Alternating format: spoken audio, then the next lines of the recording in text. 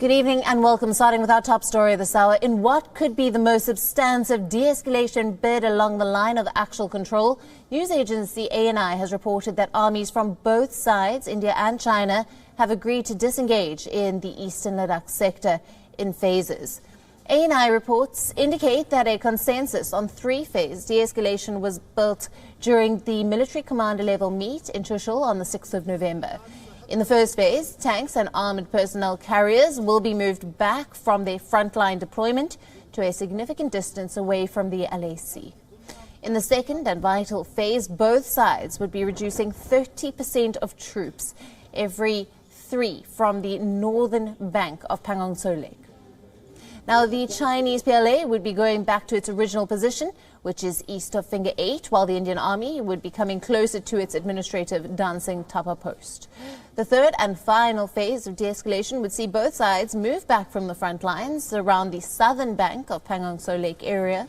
Importantly, both sides have agreed to a joint mechanism to verify the de-escalation, which would be done through meetings and unmanned aerial vehicle surveillance.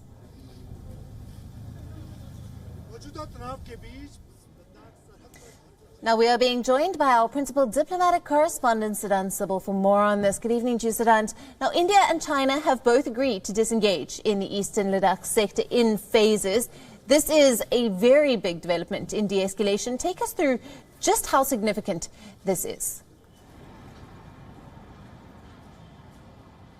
Well, Alison, WION broke the story of the proposal on 13th of October. Since then, we have seen there were rounds of conversation. Last round was the 8th round of military conversation, which happened. And of course, the proposal was something that was the top focus. One of the things that which India has been calling is for the disengagement, early disengagement, and this is something that India has been saying for almost months now. When the Chinese first started the build-up way back in the month of May, and specifically India had said that the Chinese should move back beyond the Finger 8 of the north bank of the Pangong Lake, because presently they are present on the area from Finger 4 to Finger 8 of the Pangong Lake, the north bank of the lake, and this is something that India has been asking for, that as part of de-escalation the Chinese should go back. And the other big focus is the movement of the armoured vehicles. That is something that was also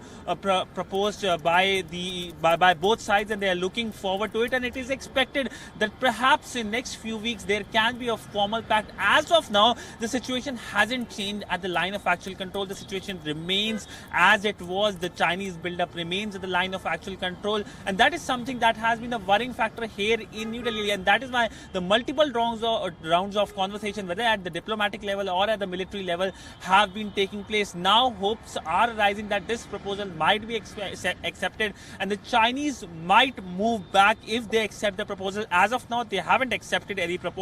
The proposal which have been taken under various meetings are still under consideration.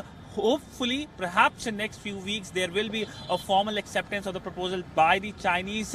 What the Chinese side from the Indian side is not known yet, and that is something that everyone will be eagerly waiting for. Right, and Siddhant, what is the projected timeline and, more importantly, the importance of this mechanism to verify the de-escalation, which we know will be done through meetings and unmanned aerial vehicle surveillance? Why is this so important? Well, Alison, the first round of conversation, the military level conversation happened on 6th of June, after which we know the Galwan incident also happened, in which India lost 20 of its soldiers. In that meeting, it was decided by both sides while the disengagement happened, because at that time also disengagement was a big focus. The Indian side clearly said that there should be a verification, and no doubt this time around also the focus will be on a verifiable disengagement on the ground whenever it happens, because the trust level with the Chinese has completely been tattered by the Galwan incident, and despite the number of proposals going around, the thing is that there will be movement on the ground that is something that is the big worry factor. You asked about the timeline. We do expect some kind of pact being announced perhaps in next few weeks or days, because the 9th round of military conversation will be now crucial, because in that conversation again the proposal will be taken, because usually what happens by protocol, whenever there is a conversation by both sides, the military level conversation, both sides go back. On the Indian side, there's China Study Group meets, and the China Study Group, which has all the top high-profile members, including the Defense Minister, the EM, and of course the NSA Ajit Doval. They discuss this and they give the proposal back. So that is something that takes time, but by and large, by towards the end of this year, we do expect some kind of announcement. Siddhant, thank you very much for bringing us all the latest there on the situation at the LAC.